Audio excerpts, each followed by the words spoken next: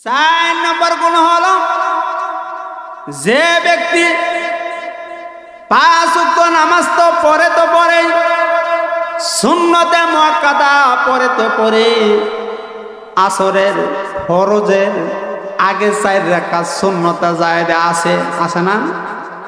যার জীবনে আসরের 4 রাকাত সুন্নত ছুটে নাই এমন গুণের অধিকারী ব্যক্তি হতে হবে। মানুষ যখন এই ঘোষণা শুনল, শোনার পরে মানুষ খালি এদিকে সেদিকে তাকায়, এমন গুণের অধিকারী মানুষ পাওয়া যাবে কিনা? মানুষ এদিকে সেদিকে যে নিজের ভিতরে জানায় মনে করছে কারো কাছে নাই। আসলে 4টা গুণ করলে আসলে একটু সহজ মনে করেন না, অনেক কঠিন,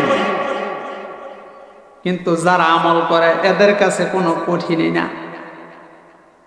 যেমন 2002-3 সালে মনে হয় একবার জুমার দিন শুক্রবার বেলা 2 ঘটিকার সময় কিয়ামতের একটা মানুষের মুখে মুখে আভাস আসছিল না, কিয়ামত হয়ে যাব।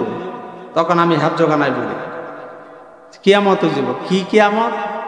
ওই আজকে শুক্রবার বেলা 2 ঘটিকার সময় কিয়ামত হয়ে যাবে। বলেন নাউজুবিল্লাহ, কিয়ামত হয়ে যাবে।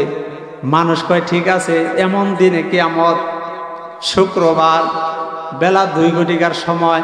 এই জন্যই এলাকার সবাই কয় মরি তো মরি, মসজিদে যাই এই মরি, মরিতে মরি মসজিদে যাই এই মরি। এই জন্যই সবাই মসজিদে গেছে। এমনকি যারা নামাজ পড়ে এরা তো যাই নিয়মিত, যারা একবারও নামাজ পড়ে না এরাও কয় আজকে একটু জুমায় যায়, যদি কিয়ামত হয়ে যায়, যদি মইরা যায়। কিন্তু ওই সমাজে একটা লোক মসজিদে যায় নাই। পরবর্তী জিগাইলাম, ভাই সবাই মসজিদে গেল, আপনি গেলেন না কেন? আপনার কি সমস্যা? কই হুজুর কেমনে যাবো, নামাজ যে কঠিনের কঠিন, শীত নাই, গরম নাই, জ্বর নাই, বৃষ্টি নাই, বাসায় থাকি, দূরে থাকি, অসুস্থ থাকি বা সুস্থ থাকি, যে কোনো অবস্থায় নামাজ মাপ না, এটা আমার দ্বারা সম্ভব না। বলেন নাউজুবিল্লাহ। তো ওই ব্যক্তির কলব হয়ে গেছে নষ্ট, শয়তানে তার কলবটা নষ্ট করতে করতে এই সহজ জিনিসগুলো কঠিন বানাই দিয়েছে। এই জন্যই খাদেম বলতেছে যার 4টা গুণ আছে সে ইমামতি করার জন্য আসো। মানুষ সামনে তাকায়, পিছনে তাকায়, ডান দিকে তাকায়, বাম দিকে তাকায়, কে দেখি ইমামতি করতে যায়। যে ইমামতি করতে যাব তার সবাই বুঝবে তার ভিতরে কয়টা গুণ আছে, 4টা গুণ আছে। মানুষ যায় না, তারা পরামর্শ করে সিদ্ধান্ত নিছে গুণ যেহেতু কোনো ব্যক্তির নাই, কারো কাছে গুণের কোনো নিশান পাওয়া যায় না, কারো কাছে গুণের কোনো আলামত প্রকাশ পাইতেছে না, কোনো ব্যক্তি যেহেতু নামাজের ইমামতি করতে আসতেছে না, সুতরাং তারা পরামর্শ করলো তাকে জানাজার নামাজ ছাড়াই কি করবে, মাটি দিবে। তখন এক ব্যক্তি কাতারের সাইড থেকে এলান দিলেন, এরে থামো। আস্তে আস্তে ওই খাটটাকে দইরা মাটির মধ্যে রেখে তার মুখের ওই কাফনের কাপড় খুলে কপালের ভিতরে একটা চুমু দিয়ে বললেন, রে খাজা সাহেব, আজ থেকে 40 বছর মালিকের আবাদত করি, আজ থেকে মালিকের 40 বছর যাবত আবাদত বন্দিগি করি। আমি আর মালিক জানি, দুনিয়ার কোনো ব্যক্তি জানা না। আজ থেকে এত বছর আবাদত বন্দিগি করি, আমি আর মালিক জানি, দুনিয়ার কোনো ব্যক্তি জানে না। আজকে আপনি আমার আমলের কথা প্রকাশ করে দিলেন। বলেন সুবহানাল্লাহ। আজকে আপনি আমার আমলের কথা প্রকাশ করে দিলেন। কেমনে প্রকাশ করছি? ইমামতি করলেই তো বুঝে যাবো মানুষ, নাকি কর? ইমামতি করলে মানুষে বুঝে যাবে তার এই 4 গুণ বিশিষ্ট এই জন্য ওই ব্যক্তি তার ইমামতি করছে। ওই ব্যক্তি ছিল ওই জামানার বাদশাহ শামসুদ্দিন আলতামাস রহমতুল্লাহ আলাইহি। বলেন সুবহানাল্লাহ। এই জন্যই আমি বলি আমাদের সময় নাই। ওই ব্যক্তি তো কি করতেন? রাজনীতি করতেন, দেশ চালাইতেন, জনগণের পাশেও থাকতেন, আবার ইবাদতের দিক দিয়ে কোনো ব্যক্তির কমতি নাই। এই জন্য আমাদের মসজিদ যেহেতু নেই, 5 ওয়াক্ত নামাজ ছাড়া আমাদের আর কোনো গতি নাই। বলেন তো কি কিয়ামতের ময়দানে সবার আগে কোন জিনিসের হিসাব হবে? বলেন তো দেখি। নামাজের আউয়ালু মা ইউহাসাবু বিহিল আবদু ইয়াউমাল কিয়ামা।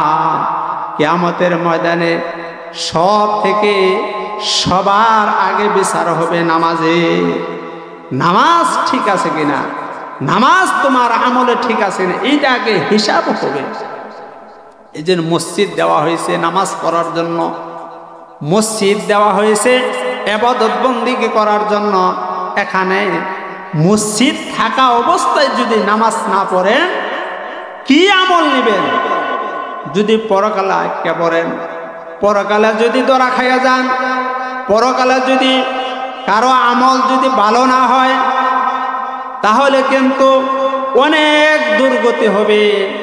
কিয়ামতের ময়দানে এমনও মানুষ বাহির হবে যার একটা নেকির কারণেও, একটা নেকির অভাবের কারণে জান্নাতে যাইতে পারতেছে না।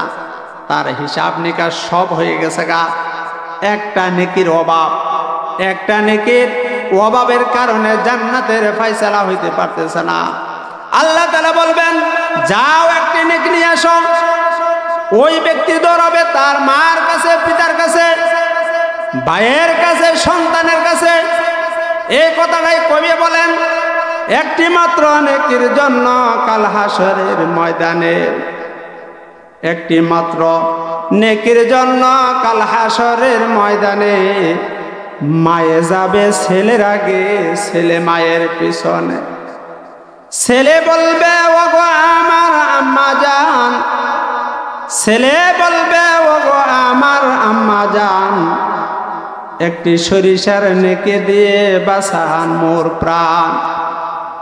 মায়ে বলবে কে গো তুমি চিনি না, দুনিয়াতে ছেলে আমার ছিল না। এই কথাটাই কোরআনে আল্লাহ তাআলা বলতেছে ইয়াউমা ইয়াফিরুল মারউ মিন আখি ওয়া উম্মিহি ওয়া আবি ওয়া সাহিবাতিহি ওয়া বানি। এই আয়াত আল্লাহ তাআলা বলেন কিয়ামতের ময়দানে মানুষ নেকির জন্য তার বন্ধুর কাছে, পিতার কাছে, ভাইয়ের কাছে দৌড়াবে। যাদের কাছে দৌড়াবে এরা কিন্তু এই পাগলের বেশ দেখে পলায়ন করবে। ওই সময় বুঝে আসবে নেকির কি মূল্য। এই জন্যই তো আল্লাহ তাআলা জান্নাতে যাওয়ার শর্ত দিয়েছেন ইন্নাল্লাযীনা আমানু ওয়া আমিলুস সলিহাত।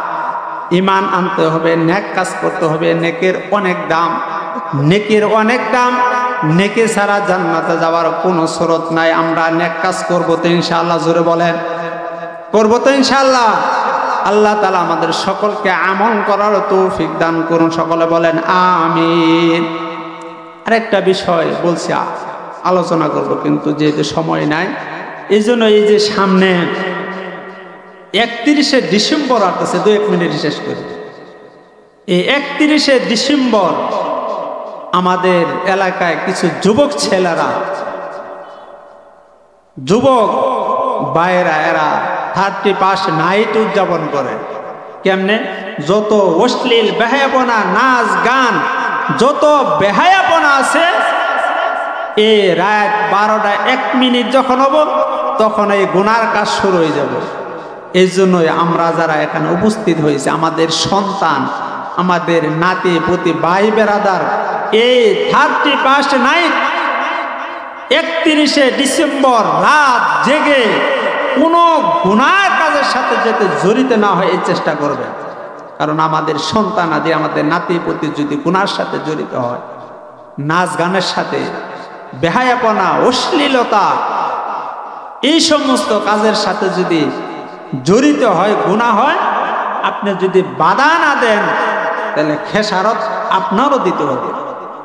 এই জন্য চৌকানা যেহেতু দুই একদিন পরে আসতেছে, এই জন্য আল্লাহ রাব্বুল আলামিন আমাদের সমাজকে সুন্দরভাবে, আমাদের ছেলে পেলে যারা আছে, নাতিপুতি যারা আছে, সকলকে হেদায়েত দান করুন। এবং যাদের নাতিপুতি আছে, আমরা সবাই চেষ্টা করব আমাদের সন্তানাদি যাতে কোনো গুনার সাথে জড়িত না হয়, চেষ্টা করবেন তো ইনশাআল্লাহ। আল্লাহ তাআলা আমাদের সকলকে আমল করার তৌফিক দান করুন।